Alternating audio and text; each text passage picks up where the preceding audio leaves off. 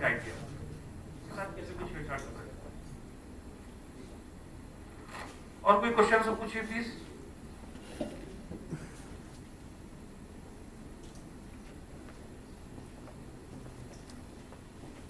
आपने सबसे बड़ा इसमें जो रामबाण है इस असेसमेंट में ज्वेलरी के वो 133.6, इसमें आप जितना 133.6 अपना सेटिस्फैक्शन को भेज सकते हैं उतना भेजिए। संदीप क्रेडिटर को भेजिए, डेटर को भी भेजिए। बड़ी बहुत सिंपल बैलेंस शीट होती है, ये बैलेंस शीट। आपको लोन दिखेगा, लोन मैक्सिमम सिक्योर्ड लोन दिखेगा, सिक्योर्ड लोन सिर्फ कंपनी में दिखेगा, वो एलसी दिखेगी, आपको सन्डी डेटर दिखेगी, सन्डी डेटर दिखेगा, इसके अलावा कुछ नहीं दिखता है पूरी बैलेंस शीट।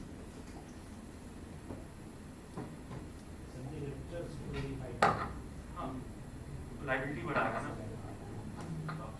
वेरीफाई करिए, एक लिमिट रख लीजिए, सबको मत कर लिए 1 लाख। कोई डायमंड में आपको दिखेगा 10 करोड़ का, 5 करोड़ का, 7 करोड़ का, अब आप 1 लाख पे तो जाएंगे तो फिर नहीं करते रह जाएंगे। एक लिमिट ड्रॉ कर लीजिए 5 लाख की, 10 लाख की, अपने रेंज हेड से अप्रूवल ले लीजिए कि इतने सारी पार्टीज हैं, ह्यूमनली पॉसिबल नहीं वेरीफाई करना, टेस्ट चेक बेसिस पे हम इतनी लिमिट बना रहे हैं, तो टेस्ट चेक बेसिस पे इतनी पार्टी को दे देंगे। ये भी निकल होगा कि आपने सबको करी है। 50 लाख के ऊपर आईटीआर होते हैं, उसमें एसेट लायबिलिटी का भरना होता है। हाँ। ये भी रीजन है, उसने नहीं भरा एसेट लायबिलिटी, उसमें कोई एडिशन होता है, एसेट लायबिलिटी पूछ लेंगे, लेकिन कोई एडिशन होता है। इंडिविजुअल की बात कर रहे हैं ना जी लास्ट ईयर कंपल्सरी होता है, वो तो लास्ट ईयर से कंपल्सरी करना ना। किसी नहीं भरा तो रीजन भी हो गया, ये एसेट लायबिलिटी नहीं भरा हुआ है। अब आपको दिखना तो चाहिए, या तो इंफॉर्मेशन हो। बेसिकली उसमें क्या होता है, जनरली 2016 के बाद से जो भी आपका फॉरेन एसेट है वो आपको दिखाना होता है एसेट में, वरना ब्लैक मनी एक्ट लग जाता है। तो 90% केसेस में वो मिसिंग होता है और वो दिखाते भी नहीं है, क्योंकि हमारे पास फॉरेन, अभी जैसे दुबई लीक्स आया, दुबई लीक्स में सबसे ज्यादा जो प्रॉपर्टी खरीदी है वो 60% इंडिया से खरीदी है, लेकिन दुबई लीक्स का डेटा जो हमारे साथ शेयर नहीं हुआ है, जिसमें से 60,000 इंडियंस ने दुबई में प्रॉपर्टी खरीदी 2 साल में, और उसमें से 70% ने अपने एसेट्स में नहीं डिस्क्लोज किया। तो जब वो डेटा आएगा आपके पास, तो दुबई लीग से भी सेलेक्टिवली 6-7 इंडियंस के नाम रिलीज किया। क्वेश्चन हो जाएगा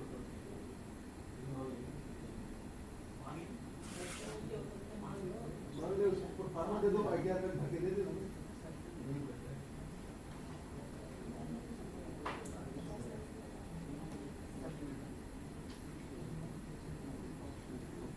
इंटरनेशनल टैक्सेशन का असेसमेंट किया किसी ने?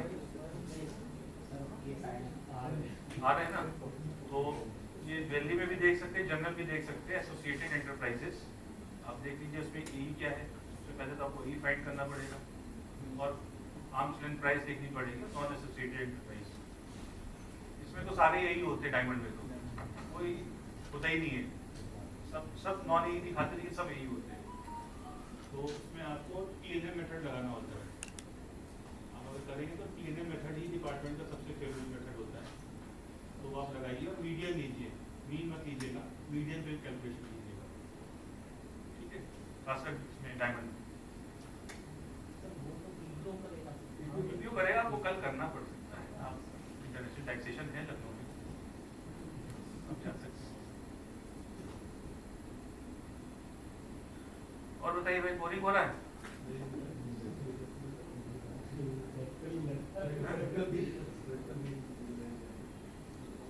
ये डायमंड ना ही खरीदिए या खरीदिए तो सोच समझ करिए।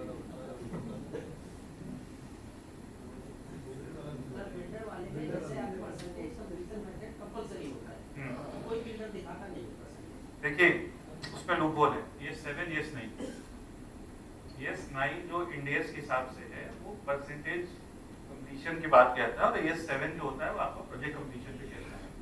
अंसल ने दिल्ली हाई कोर्ट में हम केस जीते थे परसेंटेज कंप्लीशन में, लेकिन अंसल का केस अभी सुप्रीम कोर्ट में पेंडिंग है, पिछले साल का केस है। अंसल ने 2 इश्यूज डाले थे, परसेंटेज प्रोजेक्ट कंप्लीशन और नोशनल रेंट पे, ये अभी दिल्ली हाई कोर्ट हमारे फेवर में है, लेकिन सुप्रीम कोर्ट में पेंडिंग है। बिल्डर्स बताइए क्या क्या इश्यूज है बिल्डर्स तो, चलिए अभी इसमें और थोड़ा टाइम में घुसे, क्या टाइम हुआ है?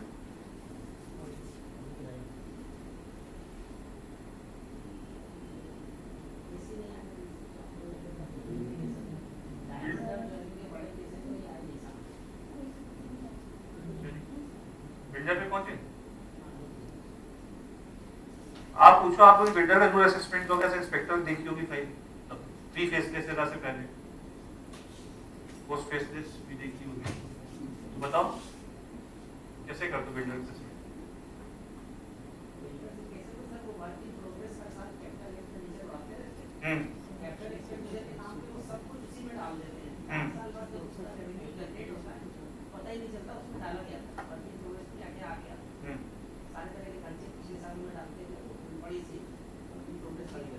ठीक है, अब सर केपेक्स में जाते हैं, केपेक्स कैपिटलाइज कर रहा है तो डब्ल्यूआईपी में डालेगा तो हर चीज को कैपिटलाइज करता जाएगा, अब बाद में रियलाइज करेगा निकाल के बैलेंस शीट से प्रॉफिट डिक्लेयर करना होगा। तो केपेक्स में क्या क्या होता है? कैपिटल एक्सपेंडिचर, बिल्डर के पास क्या हो कैपिटल एक्सपेंडिचर? ईंट, लोहा, मोरम, सरिया, गिट्टी, सीमेंट, यही मैक्सिमम का केपेक्स है। बिल्डिंग बनने लगती है तो एसी फेसी इंस्टॉलेशन आजकल और हाई फाई चीजें वो दिखा देगा केपेक्स में। तो आप वहीं से भी परसेंटेज कंप्लीशन ये कहता है कि आपका profit realisation percentage completion accrual method पे बिफोर और आफ्टर की बात नहीं, वंस बुक में एक्रू हो जाए आपको उस रेशियो में परसेंटेज वाइज आपको प्रॉफिट बुक करते रहना है और इन लाइन इतना बुक करना है कि आपने जो प्रोजेक्शन बनाया था 5 साल 3 साल का वो इक्वली लगभग डिवाइडेड हो, तो इक्वली हो नहीं सकता है भाई। हमें बताओ कोई जो फ्लैट लेने जाता है तो बिल्डर पहले कितना मांगता है? सबने फ्लैट खरीदा होगा तो जो बेसिक जानकारी वो बताओ ना, तब मैं परसेंटेज कंप्लीशन आपको पूरा करा पाऊंगा। इंस्टॉलमेंट मांगता है, पहले कितना मांगता है बुकिंग के टाइम? 10% मांग लिया, फिर क्या कहता है?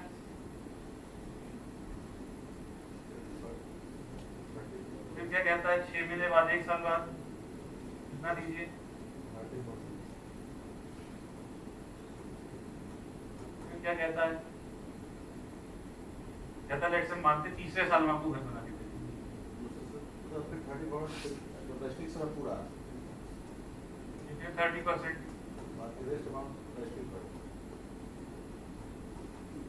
ये आपको यहाँ पे पोजीशन दे रहा है, मान लीजिए एज अर्ली एज पॉसिबल।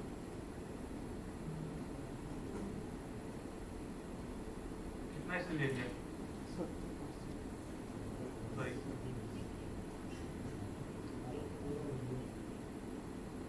70% ले लिया ना इसने, 30% बाद में देना है।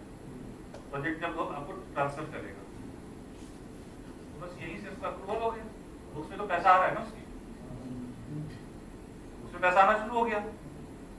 अब आप इधर देखिए केपेक्स,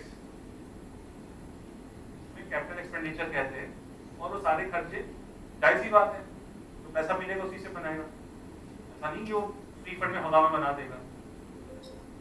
तो केपेक्स में आप जाइए, आप देखिए क्या क्या पहले आप उससे उसकी सबसे पहला असेसमेंट में होता है उसकी डीपीआर मांगते हैं, डिटेल प्रोजेक्ट रिपोर्ट।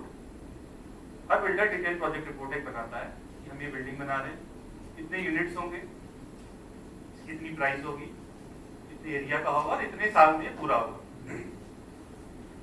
डीपीआर में आप देखेंगे आपको मोटा मोटा बहुत चीजें आइडिया लग जाएंगी। पहले क्या होता था भाई, हम इंस्पेक्टर को भेज देते थे, असेसमेंट तो हर साल उसका आता नहीं था बिल्डर का, आज आया 2 साल बाद आया तो वो तो दिखा देता साहब फलाने असेसमेंट के भी तो मेरा 80% पूरा हुआ है। आप वहां जब मौके पे पहुंचते तो पता चला है तो टावर खड़ा हो गया और वो आपको अपने हिसाब से बुक्स को फर्ज करके आपको दिखा देगा सारे खर्चे बढ़ा के। लोहे का सबसे ज्यादा आपको खर्चा दिखाएगा लेबर का। 2 खर्चे जो सबसे ज्यादा बिल्डर डालता है बोगस, वो होता है एक्सकवेशन, लैंड लेवलिंग और लेबर।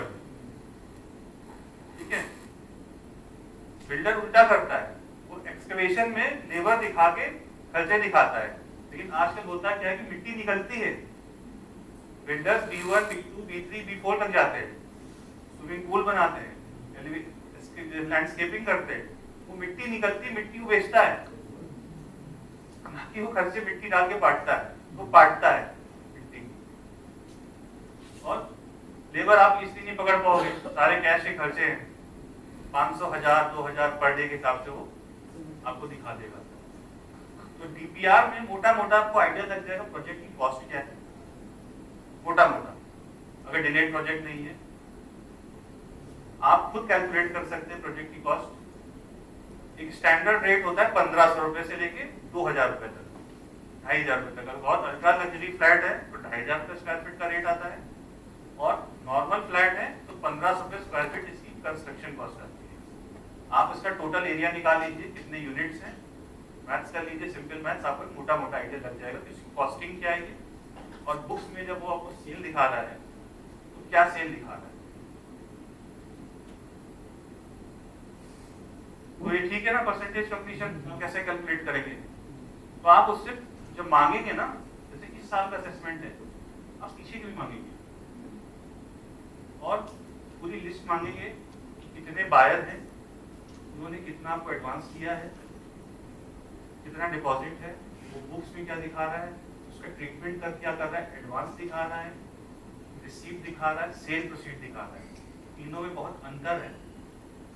अगर वो एडवांस दिखा रहा है तो आपको टेक्निकली वो फंसा ले जाएगा कि ये तो हमारे एडवांस था, तो बाद की एडवांस दिया है, तो अगले सालों का एडवांस है, तो इस साल कम टैक्स होते हैं, बेसिकली रिसीव्ड होती है। तो ये चीज ध्यान रखिएगा। पिछले बिल्डर का असेसमेंट बिना 2-3 साल पुरानी आप इसके टैक्स ऑडिट रिपोर्ट मांगे बिना नहीं आप कर पाएंगे असेसमेंट, वहीं से आपको पिक्चर क्लियर होगी। आप फील्ड में नहीं जा सकते हैं, लेकिन आप बुक्स तो मांग ही सकते हैं 4 साल तक, वो आप जरूर मांगेंगे। और डीपीआर ये आप मांग लीजिए। और क्या क्या क्या डाउट आता है बताने को, बिल्डर मेरे पास बहुत कुछ है। पहले मोटे से स्टार्ट करते हैं, फिर आपको हम इंट्रिकेसीज जो नहीं आई है 2016 और 18 के बाद वो बता देते हैं।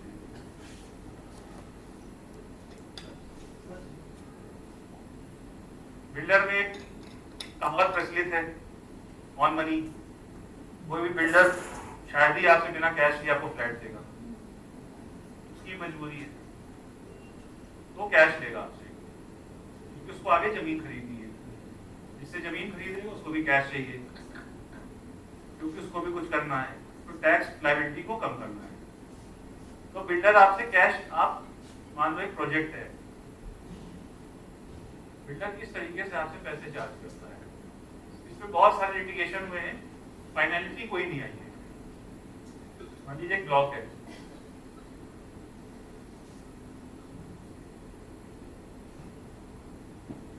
बिल्डर से जब आप एग्रीमेंट टू सेल मांगेंगे तो आपको एक सिंपल एग्रीमेंट देगा, जिसमें एरिया लिखा होगा 1500 स्क्वायर फीट, गुड़े इतना, stamp duty value GST at the time of restriction, इतनी ही कैलकुलेशन आपको देगा। लेकिन जब आप उजली फ्लैट लेने जाते हो तो कितने तरीकों से फ्लैट की कॉस्टिंग आती है। सबसे सस्ता नीचे होता है, सबसे महंगा ऊपर होता है। जैसे फ्लोर राइज होती है, वो आपसे फ्लोर राइज का पैसा मांगता है पर स्क्वायर फीट के हिसाब से। इतनी फ्लोर राइज है, आपको 12वें माले पे चाहिए, तो 12वें माले का इतनी फ्लोर राइज के इतने स्क्वायर फीट के हिसाब से एक्स्ट्रा पैसा होगा, वो होगा कैश जनरली। फिर आपको पार्किंग के नाम पे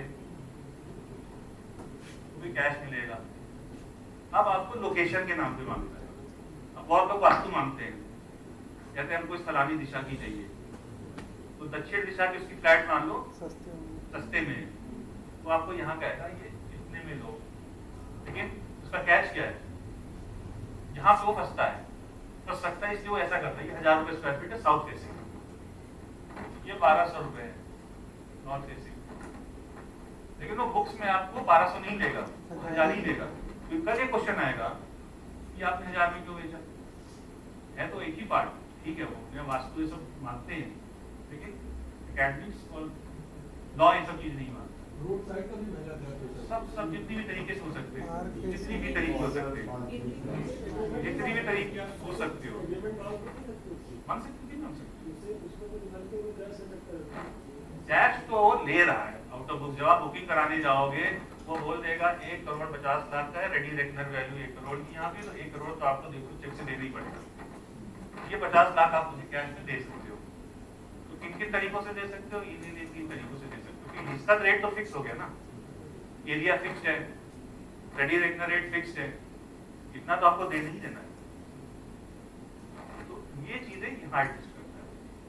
तो जब आप असेसमेंट करोगे तो उससे आप फ्लोर वाइज सारे जिन लोगों को आपने सेल किया है, किस किस रेट पे सेल किया है, किस डेट पे सेल किया है, वो इस प्ली में जीत जाता है। कहता साहब वो 2 प्ली में जीतता है कि साहब हमने तो 1 साल पहले बेचा था तो हमने इसको सस्ते में बेच दिया, साहब 1 साल बाद हमारी प्राइम प्रॉपर्टी हो गई, बनने को आई तुमने महंगे में बेच दिया।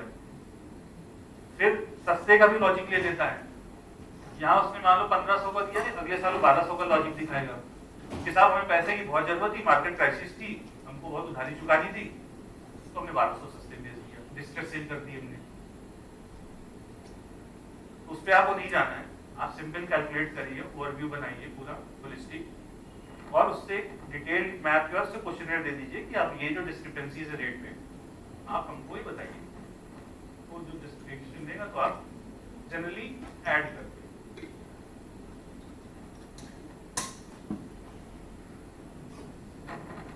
और बताइए क्या? ऐसे करवाएंगे अगर 1200 में दे रहा है, 200 रुपये टैक्स दे रहा है, हाँ, और सबकी बता रहा है कि 1000 पर स्क्वायर फीट है। ये कंजक्चर होता है प्रेमाइसेस और सरमाइसेस में होता है। ये जो केस होता है प्रेमाइसेस, अभी हमारे थोड़ा डिफिकल्ट हो है क्योंकि लिटिगेशन चल रहा है, आईटीएटी से लेके सुप्रीम कोर्ट तक के केस पड़े हुए हैं डिपार्टमेंट की, तो जनरली सेफर साइड है कि हम वही करेंगे। देखो इसका सस्टेनेबिलिटी तो बहुत लो है, लेकिन डिपेंड करता है कि आपने हार्ड वर्क इस पे कितना है। सस्टेनेबिलिटी लो है, लेकिन कभी कभी ऐसा नहीं है, बहुत डिस्क्रिपेंसी होती है, बड़ी होती है। 100 नहीं, ये कंजेक्चर सरमाइसेस नहीं होता, आप उसको जस्टिफाई करेंगे भाई। 100 रुपए का डिफरेंस जायज है, 200 रुपए का डिफरेंस जायज है, 300 रुपए का डिफरेंस जायज है 1 साल 1.5 साल में, लेकिन 500, 700, 1000 रुपए का डिफरेंस नहीं जायज है ना, वो जस्टिफाइबल नहीं है। आपको 10% आप उसको मार्जिन दे सकते हो हियर एंड देयर।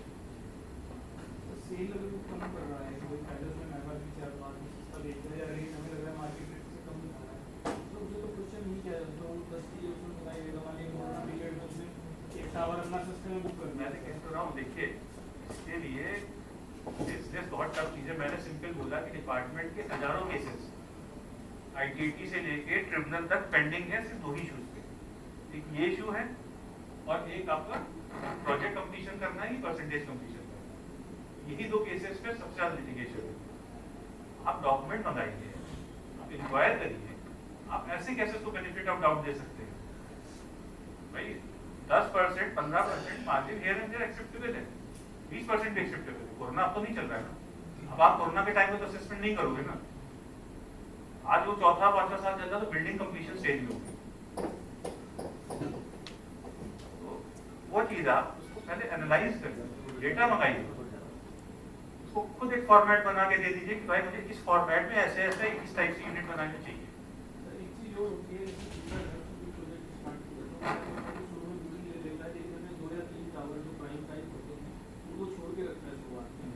जैसे 5 साल प्रोजेक्ट की लाइफ, 5 साल में कंप्लीट होगा, पहले 3 साल में वो जो उसकी प्राइम वाली वो है टावर वो बनाने शुरू नहीं करेगा ना, उसको बुकिंग मिलेगा, तो बाद में पूरे 3-4 साल में रेट एप्रिशिएट हो जाते हैं, पता चला 1000 से आगे 4000 5,000, तो उनकी बुकिंग वो तब लेता है जब उसका प्रोजेक्ट एकदम आधे ज़्यादा कंप्लीट हो गया। तो उसे सर प्रोजेक्ट कंप्लीशन मेथड में उसे भी लाया जा सकता है सर, क्योंकि बाद में परसेंटेज कंप्लीशन में सर, क्योंकि शुरू के सालों में तो उसको नहीं कंसिडर करेगा ही। परसेंटेज कंप्लीशन में आप अगर लास्ट ईयर में ज्यादा ऑफर कर रहा है तो आपको फायदा भी तो है, वो प्राइम प्रॉपर्टी हो गई ना। जो पहले 2 करोड़ की सेल कर रहा हो सकता है 4 करोड़ की सेल कर रहा हो ना, तो 4 करोड़ का टैक्स परसेंटेज निकाल के देखो ना आज की डेट में ना। आप तो आज की डेट में देगा ना, आप तो महंगी की चीज आपको महंगी चीज टैक्स दे रहा है ना, तो डिपार्टमेंट का फायदा है। डिपार्टमेंट का नुकसान सिर्फ होता है प्रोजेक्ट कंप्लीशन मेथड में, क्योंकि हमें नहीं पता चलता है कि प्रोजेक्ट कब कंप्लीट होने जा रहा है। जब हम फील्ड फॉर्मेशन में थे तो हमें पता चलता रहता था इस प्रोजेक्ट की क्या स्थिति है। आज उसका असेसमेंट मान लो इस साल उसका कैश का आ गया और सही सिलेक्ट हुआ और इसी हिसाब से प्रोजेक्ट कंप्लीट हो गया और उसमें जो बनाया था टैक्स भर के निकल गया। तो प्रोजेक्ट कंप्लीशन मेथड कभी भी डिपार्टमेंट के लिए फेवरेबल नहीं है, खासकर इस रेजिम में तो बिल्कुल फेवरेबल नहीं है, इसी का कंपल्सरी जहाँ पे 0.7% से भी कम केस सिलेक्ट किए जाते हैं।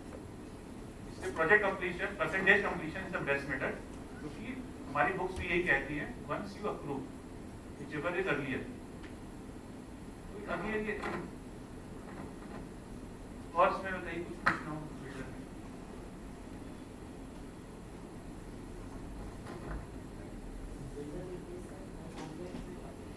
आप पूछिए, कोशिश करूंगा जवाब देने की। हैं? आपको सबसे लेटेस्ट चीज बताने जा रहा हूँ बिल्डर।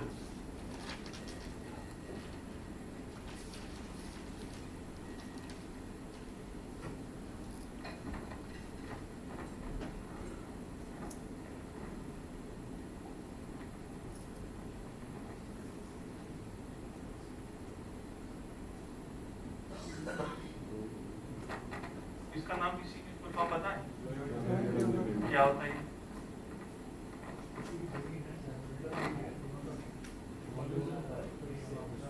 ठीक है, ठीक है, सोसाइटी से बहुत होता है, पुरानी सोसाइटी ठीक है। टैक्स इम्प्लीकेशन क्या होता है? नहीं जो भी सेल उसके हिसाब से बिल्डर के पर्पज से वो रिकग्नाइज होगी कब होगा, और जो कैपिटल गेन उसके लिए होगा जो इसकी प्रॉपर्टी होगी।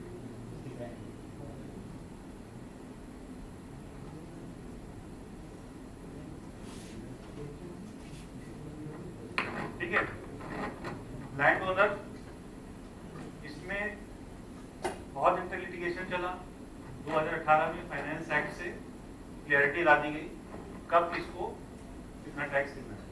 ठीक है, पहले होता था जेडी के बारे में, स्टार्टिंग से सुन लो ध्यान से। अब सारे केसेस 99% बिल्डर इसी मॉडल पे ही बना रहे हैं, क्योंकि जमीन है नहीं कई शहरों में, जमीन ओनर लैंडलॉर्ड कोई है और पैसा किसी और के पास है। ये बुजुर्ग लोग हैं जिनके पास जमीन बहुत है, बच्चे बाहर है और इनके उसके बारे में कुछ पता नहीं है। तो 99% प्रोजेक्ट अब जेडीए मॉडल पे ही पूरे इंडिया में बन रहे हैं। जेडीए होता है ज्वाइंट डेवलपमेंट एग्रीमेंट, जमीन मेरी पैसा तुम्हारा। फिर हम 3 तरीके से उसमें शेयर कर सकते हैं, या तो आप मुझे उसमें से एग्रीमेंट में 20 फ्लैट 30 फ्लैट दे दो, बनने के बाद वो मैं बेच दूंगा, वो भी कैपिटल गेन में, क्योंकि लैंड के अगेंस्ट मैंने एसेट लिया है। कुछ पैसा दे दो, कुछ मुझे को दे दो, उसकी भी टैक्सेबिलिटी कैपिटल गेन्स की तरह है। ठीक है, अब जेडीए स्टार्ट होने सबसे पहले इंपॉर्टेंट, जब आपके पास जेडीए केस आएगा, तो अगर जेडीए रजिस्टर्ड नहीं है तो एग्रीमेंट नहीं है, फिर आप जेडीए का कोई भी बेनिफिट किसी को नहीं दोगे। पहला डॉक्यूमेंट जो जेडीए का होगा, इट शुड बी रजिस्टर्ड, वहीं से आप स्टार्ट करोगे जेडीए का असेसमेंट करना। अगर जेडीए नहीं है, सारी आप इनकम उठा के जो नॉर्मल रेट्स है आप उन पे ऐड कर देंगे, कैपिटल गेन्स का आप बेनिफिट नहीं देंगे।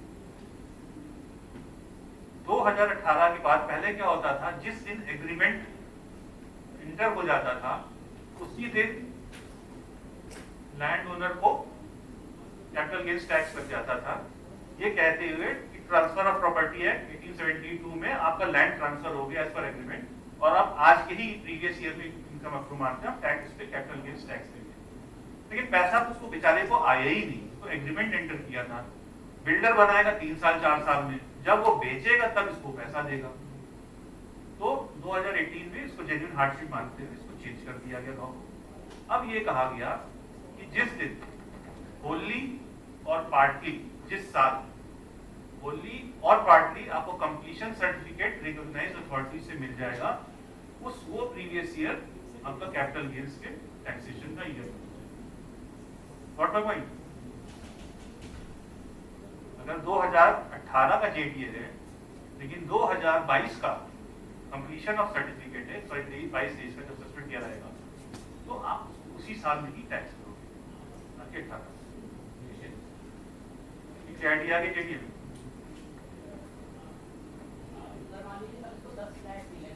हाँ हाँ, आ रहा हूँ उसी पे।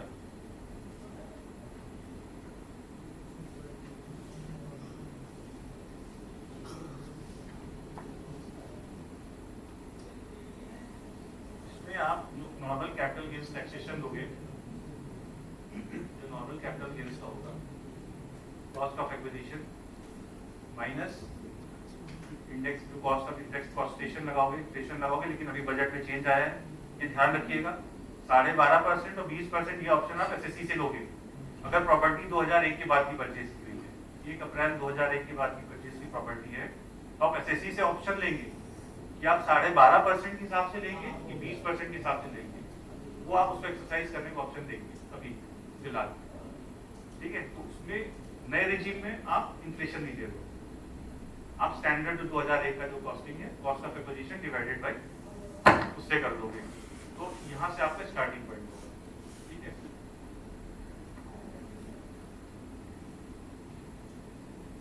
बताइए भाई इस पे कुछ।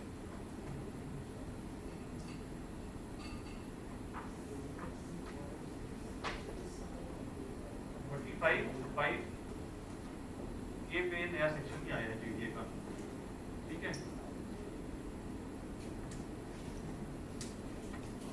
45(5) है।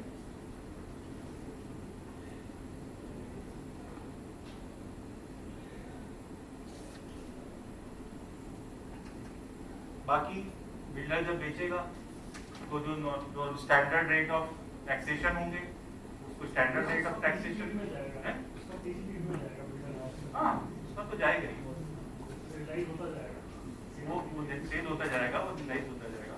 अब इसमें एक और चीज आती है बिल्डर में, मान लीजिए बिल्डर ने 500 यूनिट का इसको ओसी में लिया, ठीक है, और इसमें से इसको अभी 300 ही बिके, ओसी मिल गया इसको 2022 में ऑक्यूपेशन सर्टिफिकेट, 200 यूनिट बचे 2024 में। 200 यूनिट का आप क्या करोगे?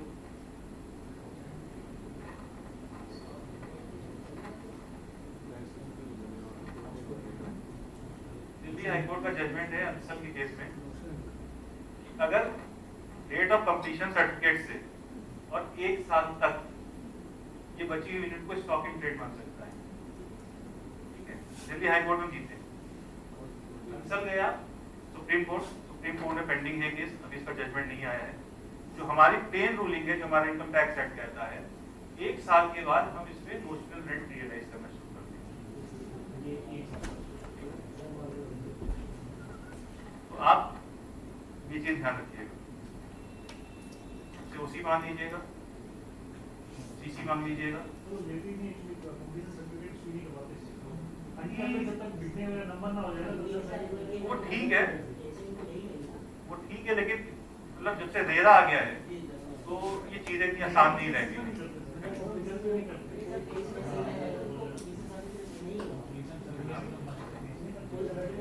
बिना कंप्लीशन सर्टिफिकेट आपको फायर नोटिस नहीं मिलेगी, बिना फायर नोटिस आप सेल नहीं कर सकते, तो कहीं ना कहीं वो फंसेगा, रजिस्ट्री नहीं होगी।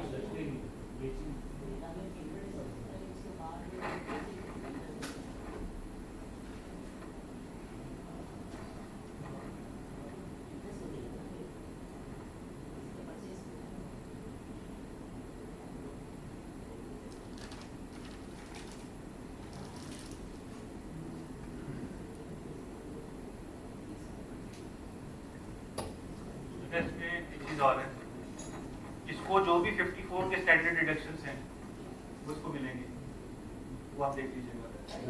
मान लीजिए उसको 20 फ्लैट मिले, हाँ उससे कैपिटल गेन दे दिया, हाँ और वो फ्लैट अपने पास हाँ। 2 साल बाद इसने भी बेच दी, हाँ, फिर कैपिटल गेन दे। शॉर्ट टर्म देगा 3 साल, इस केस में 3 साल होता है, 3 साल बाद शॉर्ट टर्म देगा। और बीच में मान लीजिए ये लैंड ओनर, मैं बीच में एंट्री कर लेता हूँ, इसका बिल्डर्स एग्रीमेंट है, लेकिन मैं बीच में एंट्री कर लेता हूँ यहाँ पे, और ये मुझे सारे शेयर्स ट्रांसफर कर लेता हूँ,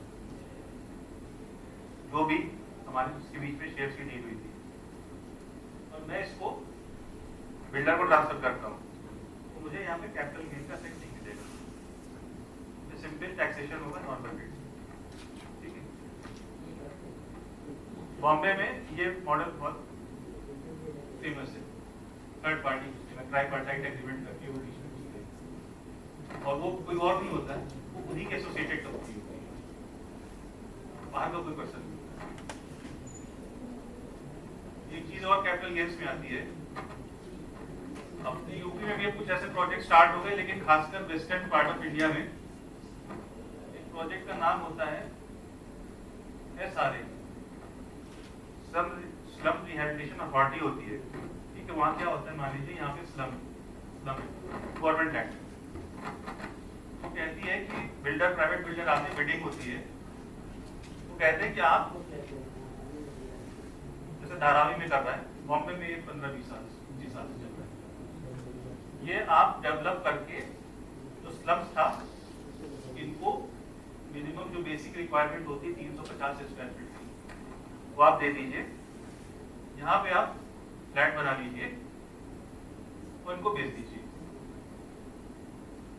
इसको बनाने में बिल्डर का लॉस है, फायदा नहीं है।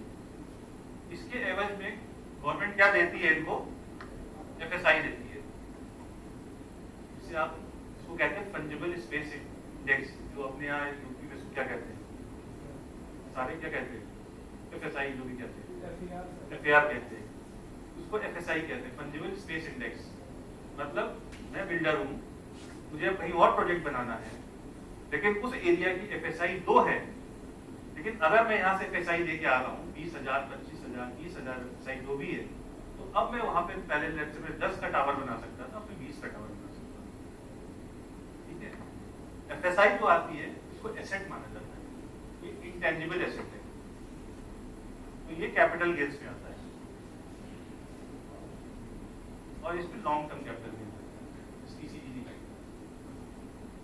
आपको यहाँ भी देखना होगा, कोई बिल्डर का केस आता है, तो उसने अगर कोई स्लम रिहैबिलिटेशन का प्रोजेक्ट किया है, तो उसको FSI क्या लीजिए, और FSI उसने आगे सेल की है या अपने में यूज की है, अगर यूज की है तो फिर आपके यूनिट्स डबल हो गए, तो उस हिसाब से उसकी टैक्स देगी, और अगर सेल कर दी है, ये बेसिकली सेल होती है, ये बहुत बड़ा एक अपने आप में भी स्कैम है। ये बेचता है किसी एक बिल्डर को, ये कोई मिडिल मैन होता है जो उसको FSI मिलती है, आम आदमी को नहीं मिलती है, फिर वो कुछ कमीशन देके कुछ FSI को आगे बढ़ा देता है। FSI पे cost of acquisition, cost of development, improvement कुछ नहीं है, क्योंकि वो सारा बेनिफिट तो यहाँ दे चुका है, गवर्नमेंट इशू करती है, वाडा इशू करती है, हर स्टेट में अलग होती है, तो हर स्टेट के अलग।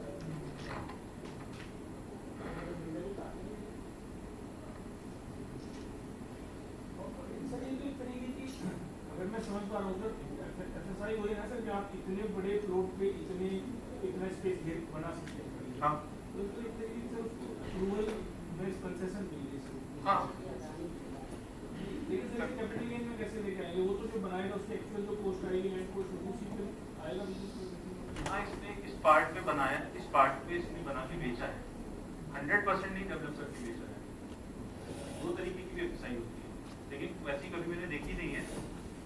40%, 30% आप स्लम दोगे, बाकी आप खुद बना के बेचोगे। क्योंकि होता क्या है, कभी कभी लैंड गवर्नमेंट की नहीं होती है, प्राइवेट प्लेयर की भी लैंड होती है, डिस्प्यूटेड लैंड होती है, इसको खर्चा करना पड़ता है लैंड क्लियर कराने के लिए, फिर सारे एग्रीमेंट कराने पड़ते हैं कॉर्पोरेटर से मिलके, फिर इनको जितनी साल ये प्रोजेक्ट रहेगा ये सबको रेंट देना पड़ता है, जितने स्लम वाले होते हैं, ये सारे खर्चे होते हैं, फिर ये लगभग लॉस का बिजनेस होता है। लेकिन सर इसलिए वो करता है क्योंकि मान लो इसमें बांद्रा और एरिया बाई एरिया उसको FSI मिलती है। मान लो बांद्रा का कोई स्लम है, बांद्रा पॉश एरिया है, मैं एग्जाम्पल से बता रहा हूँ, और मुलुंड का है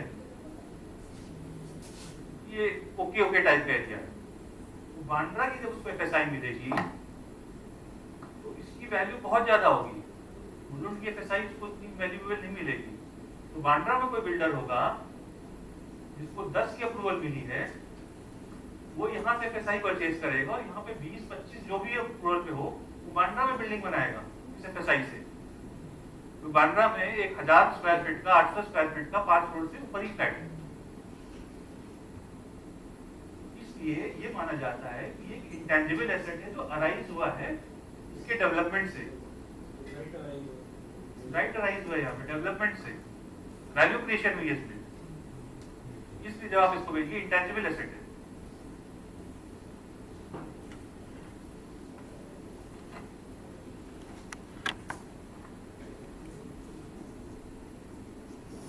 बोलिए, नहीं करता हूँ रिपोर्ट होती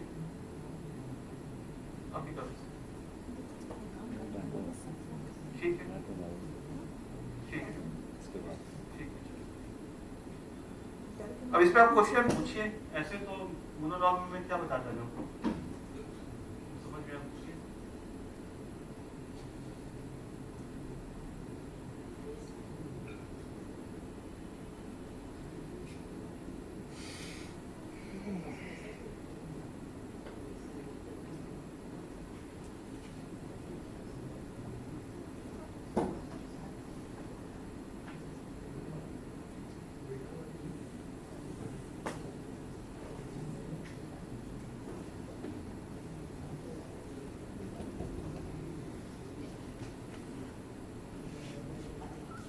ये मैं आपको एक गाइडेंस नोट पढ़ दे रहा हूँ, ठीक है,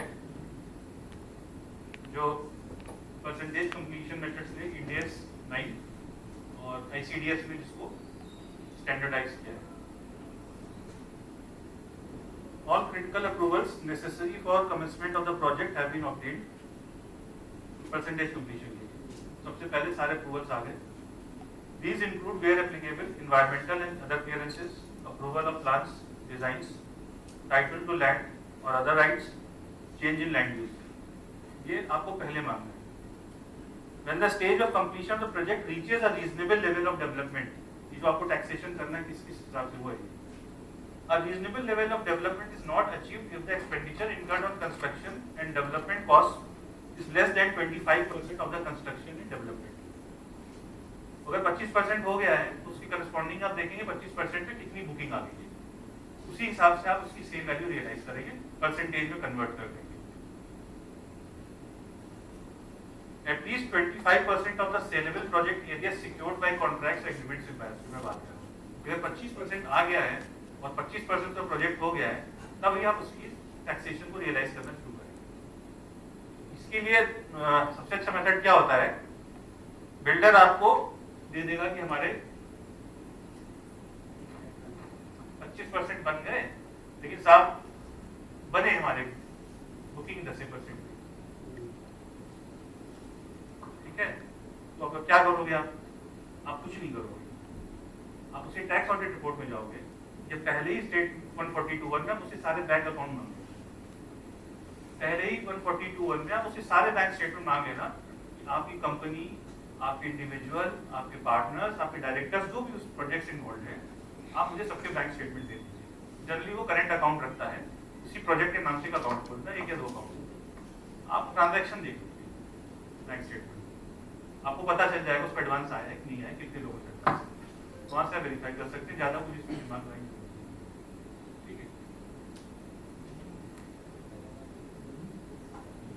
D, at least 10% of the total revenue as per the agreement of sale or any other legally enforceable documents are realized at the reporting date in respect of each of the contracts, and it is reasonable to expect that the parties to such contracts will comply with the payments terms as defined in the contract. Will state if there are 10 agreements of sale and 10% of gross amount is realized in case of 8 agreements, revenue can be recognized with respect to 8 only. Basic maths हम मान लेंगे, उससे आप percentage completion पे आप करते जाइए, और जब आप परसेंटेज कंप्लीशन का असेसमेंट करें तो उसमें एक ऑफिस नोट डाल दें कि हमने परसेंटेज कंप्लीशन किया है, ये इसका 3rd year, 1st year, 2nd year जो भी है इसका प्रोजेक्ट का ड्यू डेट इसने प्रोजेक्ट कंप्लीशन की हमको ये बताई है, इतना रियलाइजेशन हमने इतने परसेंटेज मेथड से कर लिया है। फर्दर जुरिडिक्शनल ऑफिसर वे टेक फ्यूचर रिपोर्ट्स। मान लो ट्रैक से छूट गया वो प्रोजेक्ट, तो जाओ के पास ऑफिस नोट पहुंच जाएगा तो वो ट्रैक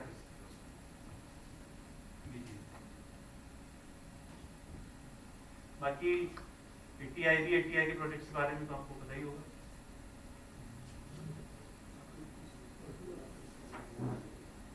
आदेश बताओ भाई, ATI पढ़ के बताओ।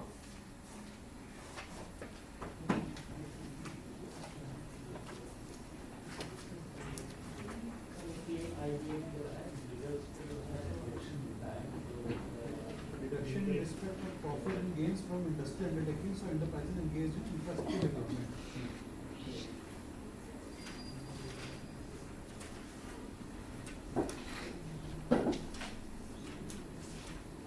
छोड़ दो, मैं बता रहा हूँ। ATI basically infrastructure development programme के लिए आए थे। गवर्नमेंट ने बूस्ट देने के 2007 में स्टार्ट किया था। उसमें one of the component affordable housing भी था। उसमें इंफ्रास्ट्रक्चर में आपके PPP BOT मॉडल पे भी थे बहुत सारे प्रोजेक्ट, लेकिन वन ऑफ द उसमें हाउसिंग अफोर्डेबल हाउसिंग भी था। तो गवर्नमेंट ने कहा कि आप अफोर्डेबल, और ये 100% 100%। इसका बहुत मिसयूज हुआ, बहुत ज्यादा मिसयूज हुआ। और इसका मैं एक एग्जाम्पल बताऊंगा, ग्लेरिंग एग्जाम्पल, कि हमारी छोटी सी मिस्टेक हम पे कितनी भारी पड़ जाती है as a income tax department. तो ATI में ये होता था कि आप प्रोजेक्ट बनाइए और उसमें नंबर ऑफ टर्म्स, उसमें 12 कंडीशंस थी जो government of India income tax ने कंडीशंस बताई थी। एक यूनिट का साइज 450 स्क्वायर फीट से ऊपर नहीं हो सकता है। मिनिमम कारपेट एरिया ये होगा, बालकनी इतनी होगी, किचन इतनी होगी, वॉशरूम इतना होगा, लिविंग एरिया होगा। Basically it is 1 BHK, 1 bedroom hall study, यही उसका एरिया होता है। और ये बेसिकली गरीबों को, और उसका प्राइस भी फिक्स था। ऊपर ही रेट फिक्स था, बाहर की शॉप पे कहीं भी होगी। सब कुछ पूरे टर्म्स एंड कंडीशंस में थी, और उसका प्राइस भी फिक्स था। हाँ, EWS के लिए थी ये। अब इसका कैसे मिसयूज किया गया वो मैं आपको बताता हूँ। तो हमने एक सर्च की थी बहुत बड़े बिल्डर पे, कुछ सीख के हमारी 2 साल पहले एक बहुत भारी मिस्टेक हो गई थी ATI में, उससे सीख लेके सर्च की गई थी। तो उसने किया क्या था, मैं जिस सर्च में मिस्टेक हुई थी वो मैं बता रहा हूँ। It was a marvellous search, beautiful search.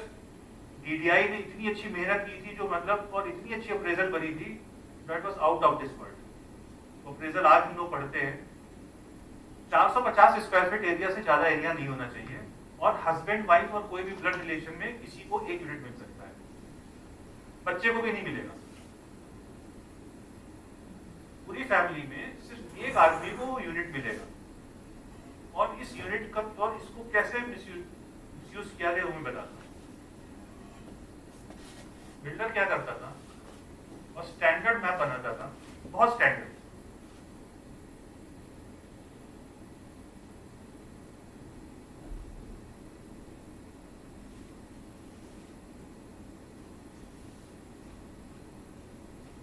सारे ATI में यही मैप मिलेगा आपको।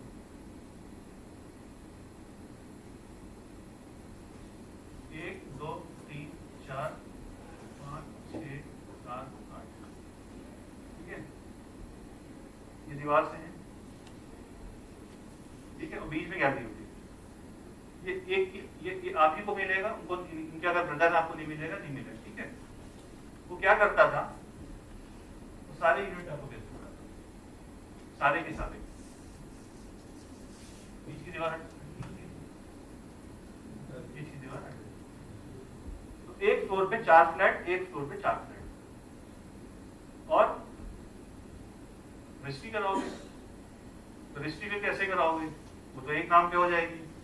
तो रजिस्ट्री भी हर यूनिट की अलग होती थी। अब मेरा सरनेम यादव, मेरी वाइफ का भी यादव है, तो पकड़े में आ सकता है, तो बड़ी अच्छे से रजिस्ट्री कराते थे। वो यहाँ पे फादर का नाम ऐड कर देते। महाराष्ट्र में कल्चर है, आप अपने फादर का नाम ऐड करते हो। मेरा नाम होगा फर्स्ट नेम, मेरे फादर का नाम सेकंड नेम होगा, फिर मेरा सरनेम होगा। मान लो वाइफ के नाम कराया, यहाँ पे वाइफ का नाम, उनके फादर का नाम, फिर यहाँ पे किसी और रिलेटिव का नाम, बेसिकली बेनामी भी था और सब कुछ था, उसके नाम से ये रजिस्ट्री हो जाती है और किसी को कुछ पता नहीं चलता। आराम से इसमें बड़े बड़े लोग रहते हैं, मतलब 400, मतलब ये 2000 स्क्वायर फीट का आपका पूरा फ्लोर है, फ्लोर पे 2 ही लोग रहते हैं। तो इस पे जब सर्च हुई तो भाई देखा कि सब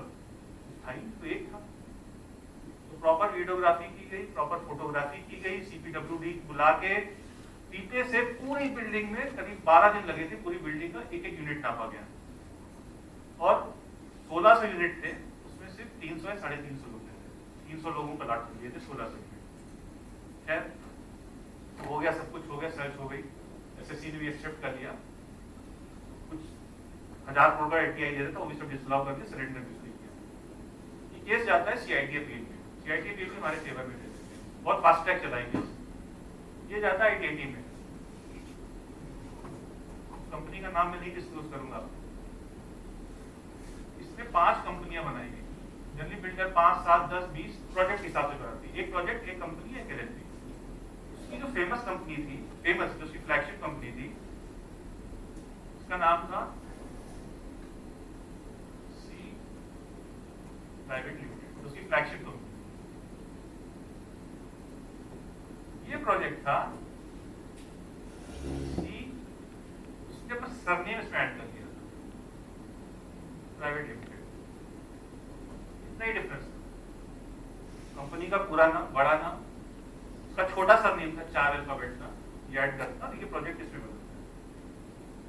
तो वारंट एग्जीक्यूट हुआ, इंस्पेक्टर ने ध्यान नहीं दिया रात में, उसने ये लिख दिया, लिखना था ये।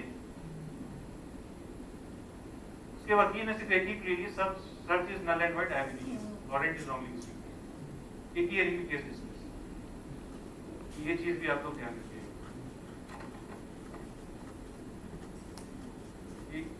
अब तो यहाँ से विंग में भी जाएंगे, तो अगर कल मुझे समय होगा तो मैं कल स्टेटमेंट और बाकी जो नीति होगी वो मैं आपको बताऊंगा। फिलहाल इस पे कुछ हो तो और सवाल करें।